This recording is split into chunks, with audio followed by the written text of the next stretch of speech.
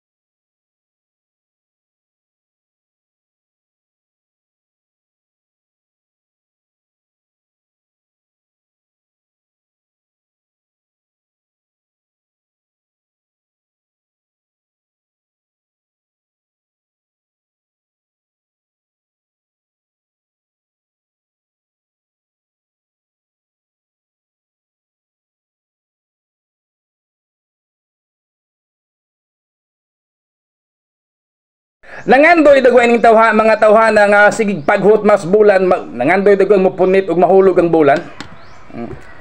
Di gamit og mga sitas nga ang religion daw, ang mamiligro daw ang taong walay relihiyon sumala sa Sirak 41 bersikulo 8. Matod ba ning kusganong dakog kingo nga nagyaw-yaw mga higala nga sumala daw sa Sirak 41:8 mamiligro daw ang tao nga walay relihiyon. Nga akong gibasa diri mga kaigsunan ingon diri sa Sirak Sirak Sirak 41:8 alaot kamong mga tao nga wala mutuo sa Dios ug mibiya sa balaod sa labing halangdong Dios. Palapakan natong Ginoo.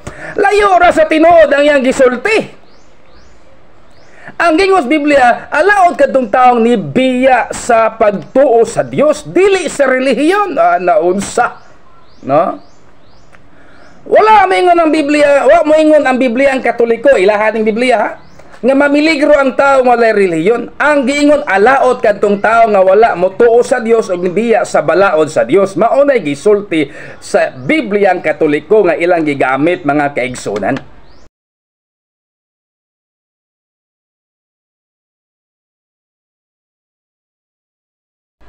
Badlungan na ninyo kay napataka ragyaw-yaw, no? Gamit pag Sirak 41:8 nya ang gisulti wala day sa Sirak.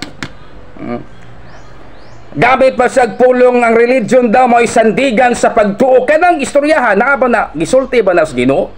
Ang giingon sa Biblia ang pagtulunan sa mga apostol ang sandigan sa mga magtotoo. Ang atubang sandigan sa tong pagtuo si Jesus Christ. Laliman mo mga kaigsunan unsay diskurso aning tawhana, no? Ang gisandigan kuno sa tinuod nga pagtuo ang relihiyon kay babasa kuno sa Sirak 41 bersikulo 8. Ingon bagid siya nga ang religion mo isandigan sa pagtuo bot-bot. No? Mag-challenge pa siya nato nga pamiya na kuno sa atong pagtuo sa magbiya sa pagtuo. Kamo may wala sa tinuod nga pagtuo. Palapakan na to ang Dios be.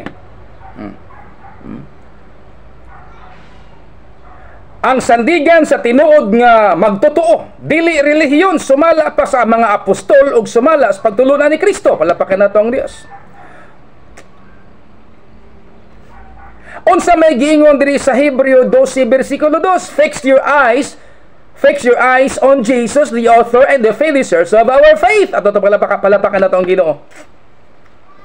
Ipuntarya, i-focus nato atong panghunahuna, atong panglantaw, atong tinguha ngadto kang Hesus nga maoy gisandigan sa atong pagtuo. Ato palapakan ng Ginoo. So ang mga tinuod nga mga alagad sa Dios, ang tinuod nga mga sumusunod sa Dios, sumusunod ni Kristo, nagasandig sa pagtulunan ni Hesukristo, dili sa Webster Dictionary o encyclopedia o mga world history nga hinimo lamang, minugna lamang sa mga tao nga wala espiritu sa Dios.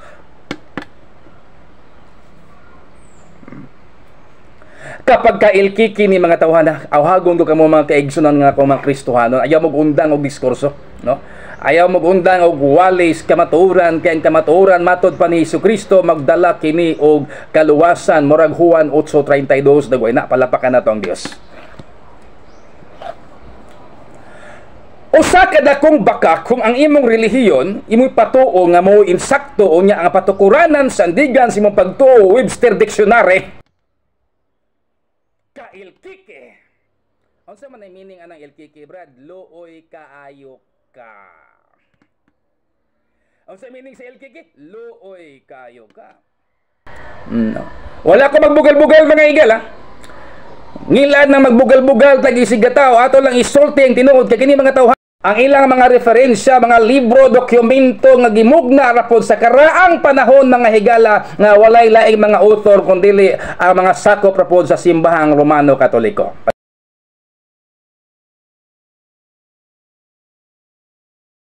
Nganong surambaw man?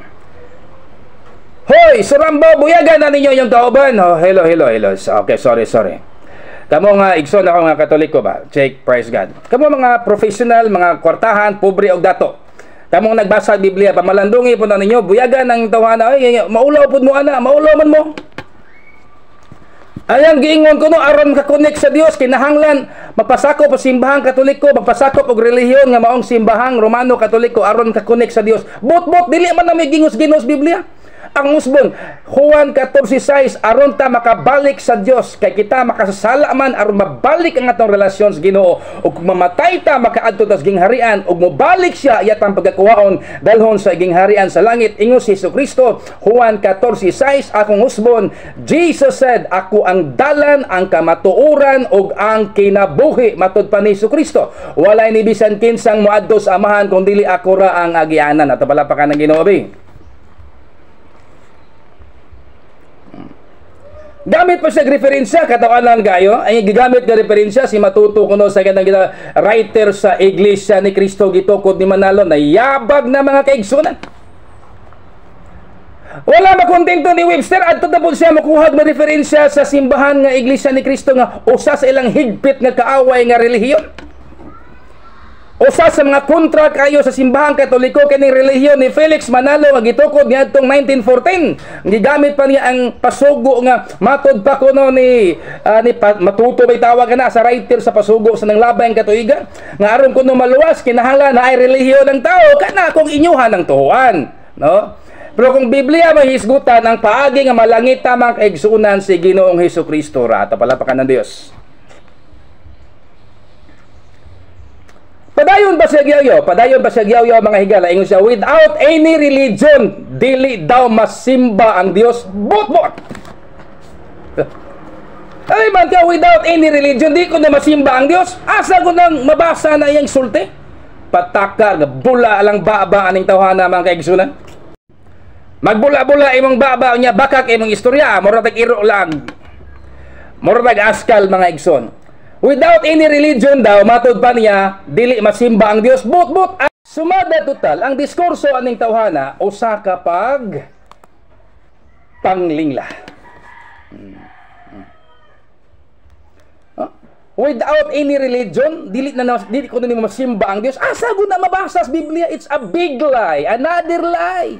One lie lead to another lie, ug ang amahan sa bakak na hibalo namo.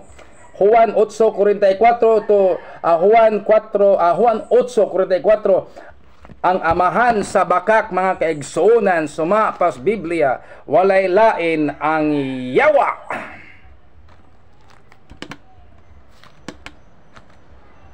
Na, aron dili mo mayawaan, mga kaigsuonan, aron walay tao nga mayawaan, kamo mga viewers, listeners nako, aron di mo takyapan sa daotang espiritu nga iya si yawa, to na daotang espiritu, iya magina si yawa. Atong simbahon ng Dios diya sa espiritu ug sa kamatuoran, kay ang atong Dios espiritu, ug ang magsimba kaniya magsimba diya sa espiritu ug sa kamatuoran. Juan 4:23-24. So kini yang giingon niya, without any religion wa di masimba ang Dios, usa kini kadakong blasphemy. Ang usab ng blasphemy, mura bag imong giinsulto nimo ang atong Dios ba, no? Ang Ginoo masimba nimo bisag asa, bisag ana pa kas law muskuyanan. Check. Bisag hello. Bisag ana pa ka law muskasagingan o bisan asa pa ang dapita, pwede nimong masimba ang atong buhi nga Dios. Palapakan ng Ginoo be. Bisag bananagat ka, mangnagat ka adto kas laod, manguha og isda, pwede nimo masimba ang Dios sa espiritu ug sa kamatuoran.